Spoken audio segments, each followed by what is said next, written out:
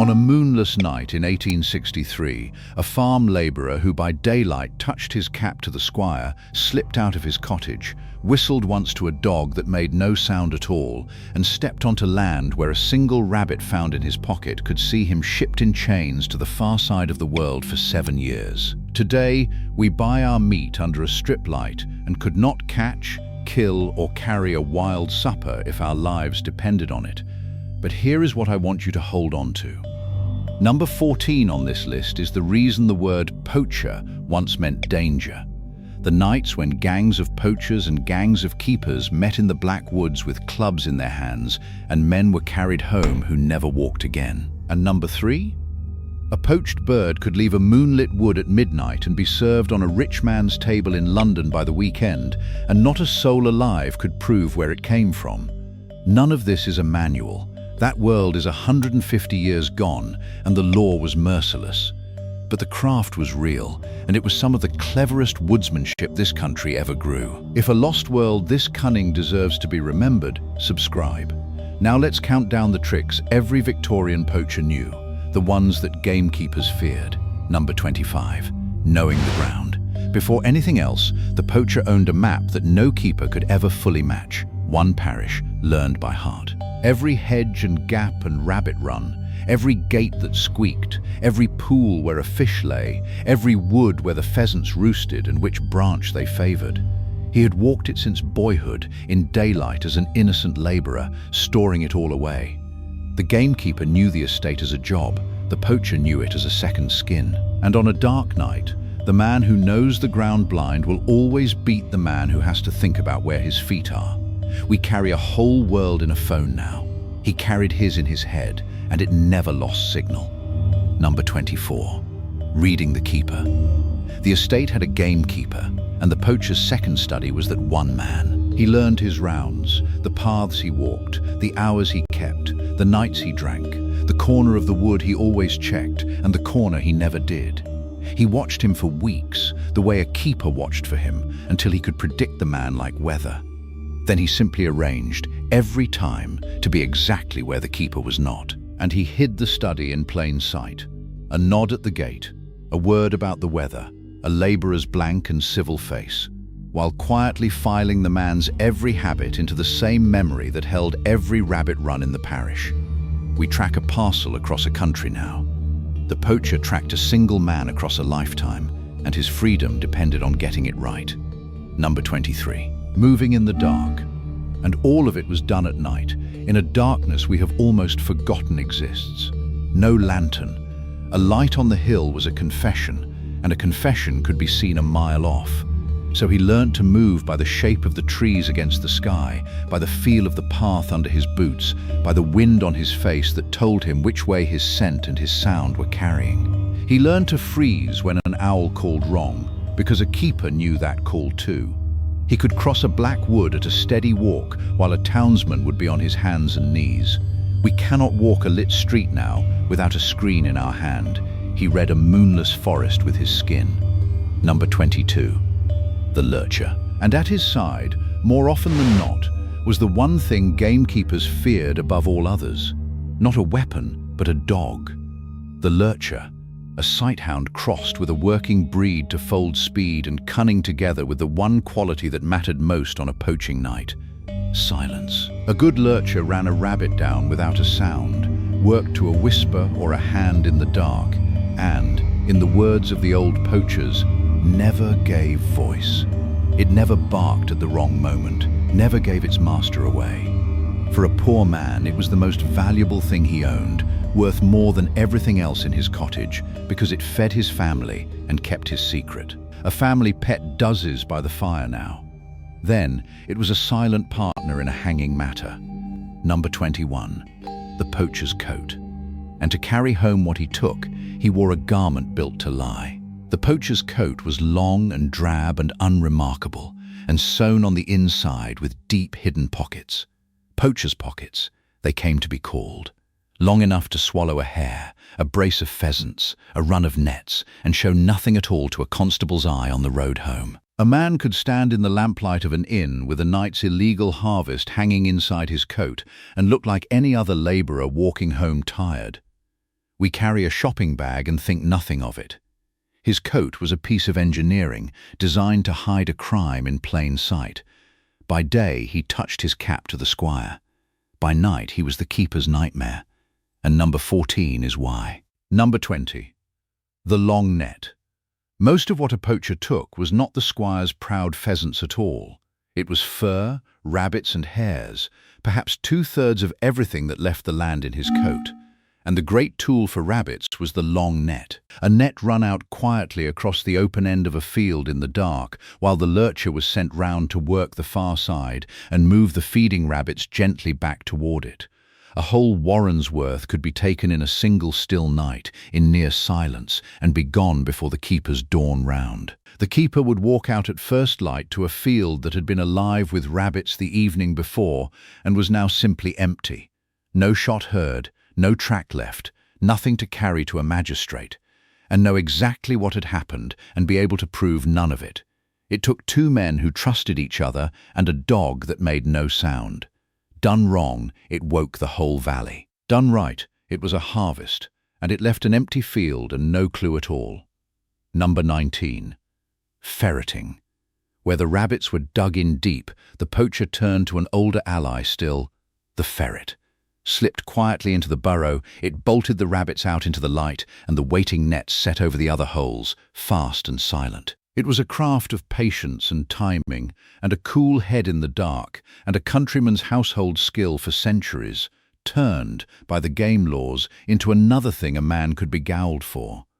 The ferret and the net did the work. The poacher's real skill was doing it all without a sound, on land where being found at all was the crime. Number 18. The wire on the run. For the hare, the poacher relied not on the tool but on the reading. A hare is a creature of habit, and it runs the same paths through the same gaps night after night. The whole skill was in knowing that path, spotting the faint run through the grass, the exact gap in the hedge the hare used.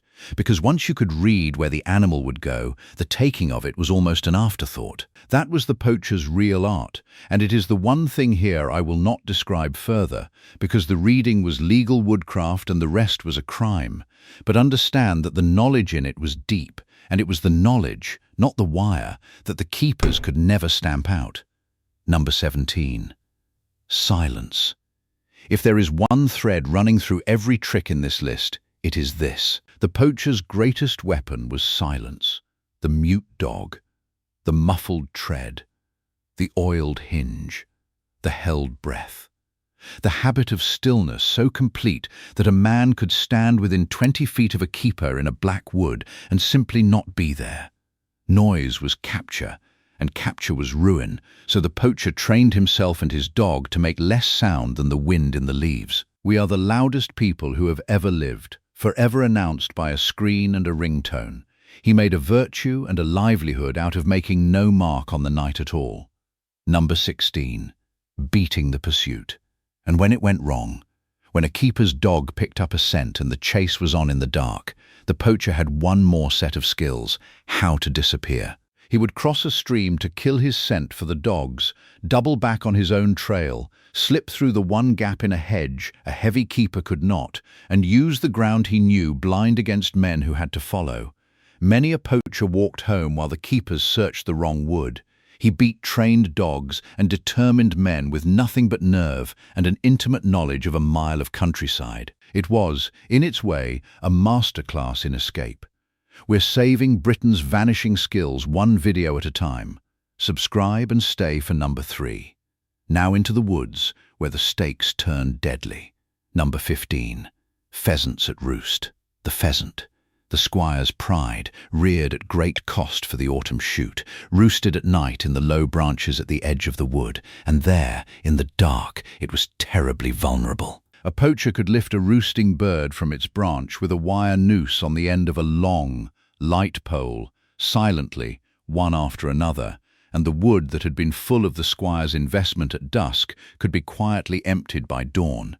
It was slow, patient, nerve-wracking work, done a few feet from a keeper who might be anywhere in the dark. And it struck the estate exactly where it hurt most, which is precisely why the keepers hated it. Number 14. And this is the one I promised you. The affray. For all the silence and cunning, there were nights when it came down to sheer violence, and these were the nights that made the word poacher frightening. As the great estates hired more keepers and watchers, the poachers came in gangs, armed with heavy sticks, ready to fight their way out. And when a gang of poachers met a gang of keepers in a black wood, the result was an affray, a brutal, blind, close-quarters battle fought with clubs among the trees, in the 1850s reported again and again in the papers. Men on both sides were beaten senseless. Serious injuries were common, and deaths were not rare. And the law fell hardest here. Whole gangs, like one taken after a night fight at Elmdon, were transported to Australia together. There was no glamour in it. Cottages were left without fathers, on both sides of the fight, over a wood full of birds. Number 13. The vanishing gun. Some poachers carried a gun, and the ingenuity of hiding it was a craft all its own. By the 1840s and 50s there were cane guns, a firearm built into what looked exactly like a gentleman's walking stick, the lock hidden in the shaft, and folding guns that broke down until the barrel lay alongside the stock and the whole thing disappeared into a coat. A man could walk past a constable leaning on what seemed to be a stick. It is a small, sharp lesson in what the hunted will invent. When merely being found with a gun at night could ruin you, someone will build a gun that isn't there. Number 12. The sulphur trick. And here is the one the keepers spoke of with real disgust, a trick for taking roosting birds without wire or noise at all. Beneath a branch full of sleeping pheasants, a poacher would raise on a long pole a smouldering bunch of brimstone matches and let the choking sulphur smoke rise up into the roost until the stupefied birds toppled from the branch to be gathered up below. A whole roost could be emptied in the dark, silently, leaving the keeper to arrive at dawn to bare branches and no idea how. Cruel, cunning and effective. I tell you it as history, and the disgust it caused was part of why the keepers feared the men who used it. Number 11. Netting the covey. Out on the open fields, partridges roosted on the ground in a covey, huddled together, and a skilled poacher could draw a net over the whole sleeping group in the dark and take them all at once. It demanded knowing exactly where the covey had settled at dusk and crossing open ground to them without a sound. One net, one silent approach, and a family of birds was gone.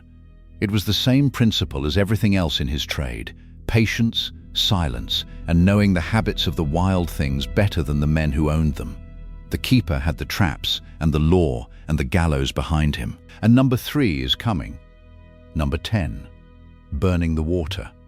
Down on the rivers, the poacher went after the salmon, and he did it with fire. On a dark night, he lit torches of tar-soaked rag, and the light on the black water drew the great fish up and held them, and he took them with the leister, a long spear of 4 or 5 barbed prongs. It was cold, dangerous, spectacular work, wading a moving river by firelight, and the keepers knew the good pools and often waited in the dark on the far bank. The scene of it was unforgettable. A ring of red torchlight on black water, the shadows of men moving waist deep, the sudden flash of the spear. And it was as perilous as it looked, in cold, fast rivers where a slip could drown a man as surely as any keeper could gaol him. And here is the strange thing. Within living memory, it had been a gentleman's sport. Sir Walter Scott himself had gone out and done it in the open. Before the law turned the very same act into a crime the same men were now hunted for. Number 9. Guddling.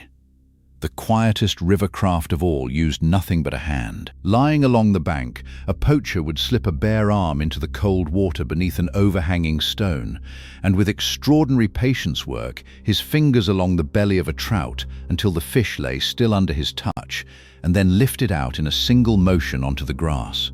In Scotland, they called it guddling. Its genius, for a hunted man, was that it needed no net, no rod, no line. Nothing a policeman could hold up in a courtroom as evidence. A trout for the pot, and not a single incriminating thing on him. Number 8. Dodging the iron.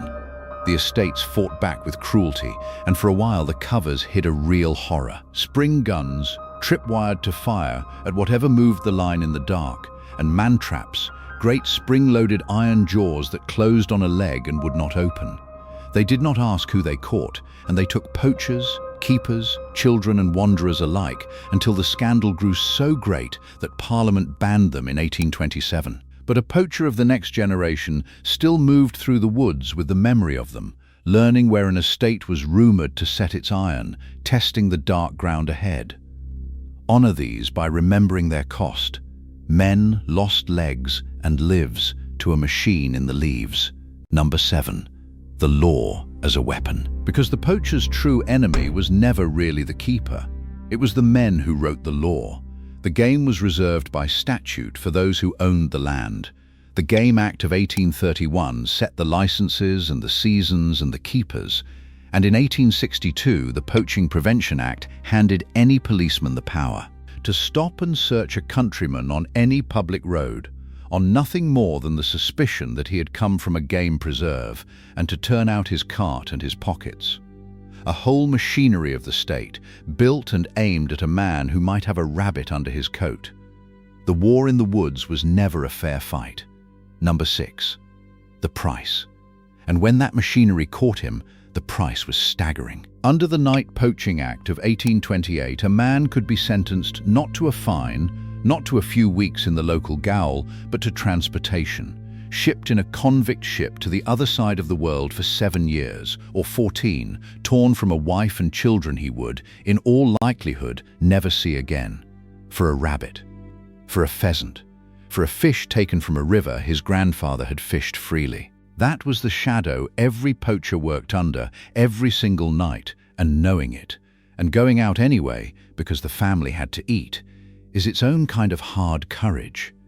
And these are the 3 that made the best of them almost untouchable. Number 5. Leaving no evidence.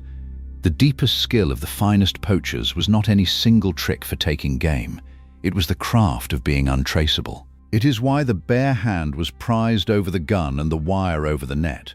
The best poacher carried nothing that a court could use, took his catch and was gone before dawn, moved the game out of his own hands within hours, and could stand in front of a magistrate the next morning as the most innocent-looking labourer in the parish, with empty pockets and a clear, steady eye. He was acquitted again and again, not by luck but by leaving the world exactly as he found it, minus one rabbit no one could prove had ever existed. Number 4. The naturalist. And here is the truth that the squires never quite admitted. The poacher, the criminal, the man beneath them all, knew the land and the living game upon it better than any of them, better than the gentleman who shot it for sport, better very often than the keeper who guarded it. Every run and roost, every spawning pool, every habit of every bird and beast through every season, learned not from a book, but from a lifetime of watching in the dark. He could tell you the night the woodcock would arrive, the week the salmon would run, the field the hares would favour in a hard frost, a calendar of the wild written in his head with a precision the gentry-paid learned naturalist to attempt. The finest woodsman and naturalist in the whole county was, as often as not, the man the law called a thief. His knowledge was real science, and it died largely unwritten. Number 3. The one I promised you. The black market. Because all that poached game did not simply feed one cottage, it fed a hidden industry that ran, invisibly, right through the heart of respectable Britain. At the cottage door came the higgler, the travelling dealer who bought a poacher's night's work for cash and no questions. From him it passed to a game dealer, and from him to a butcher or a fine poulterer in the towns and in London itself. And here was the masterstroke of the whole system. Poached birds were simply mixed in with legally taken game, and once mixed, no one on earth could tell or prove which was which. When the great chronicler Henry Mayhew walked London in the 1850s, he found the street sellers of game among its trades. A pheasant, lifted from a squire's wood at midnight, could be on a rich man's dinner table in the city by the weekend. Very possibly the table of the same class that had made the taking of it a crime. And the law could never follow it home. Number 2. The folk hero. And through all of it, the poacher was never quite alone, because half the country was quietly on his side. They called it the accepted crime. The village knew who the poacher was and said nothing. The magistrate's own cook bought his rabbits. He was sung about in ballads, winked at in the inn, half admired even by the men who hunted him. Because underneath it all, everyone remembered that the land and its wild things had once belonged to everyone, and that the poacher was simply the last man still acting on that older, deeper law. He was an outlaw, and he was a hero, and in the countryside those two things were, for once, the same man. Number 1. The oldest right and its silence. So this is what it all comes down to. For 1,000 years and more, an ordinary countryman took a rabbit, a bird, a fish from the land around him as his plain birthright, the way he took water from the stream. And then, over a few generations, the commons were enclosed, the wild game was reserved by law for the few who owned the ground, and that ancient, universal skill, feeding yourself from your own countryside, was turned into a crime a man could be exiled for. The poacher was simply the countryman who would not stop. His whole glittering craft of silence and darkness and cunning existed only because the law had made an outlaw of something as old as hunger. And when the old countryside finally emptied, the labourers gone to the cities, the food coming from shops, the great estates and their armies of keepers fading, the whole 100-year war in the woods went quiet. The tricks the gamekeepers feared are only folklore now. And the men who knew them, and the men who feared them, have gone down into the same long silence together. Stand back and see it whole. Two kinds of countrymen, the poacher and the keeper, spent a century locked in a secret war in the dark, and between them they carried the deepest knowledge of the wild English and Scottish countryside that has ever existed, where every creature ran and roosted, how to move unseen, how to read a wood by night. It was born out of hunger and hardened by a law that could exile a man for a rabbit, and it produced a folk craft of astonishing skill. And it is gone, not because either side won, but because the countryside that both of them knew so completely emptied out beneath them. We kept the fields. We lost the men who could read them in the dark.